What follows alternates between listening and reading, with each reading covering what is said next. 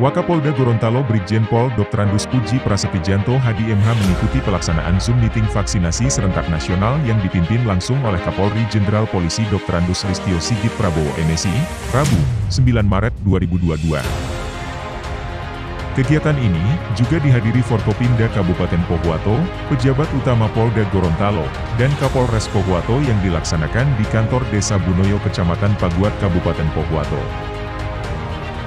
Dalam Zoom Meeting tersebut, Kapolri menginstruksikan jajarannya untuk terus melakukan upaya-upaya percepatan vaksinasi di masing-masing wilayahnya. Wakapolda Gorontalo melalui Kabid Humas Polda Gorontalo Kombes Pol Wahyu Tri Cahyono S.I.K. menyampaikan pihaknya akan terus mengawal pelaksanaan percepatan vaksinasi di Provinsi Gorontalo sesuai yang diinstruksikan Kapolri.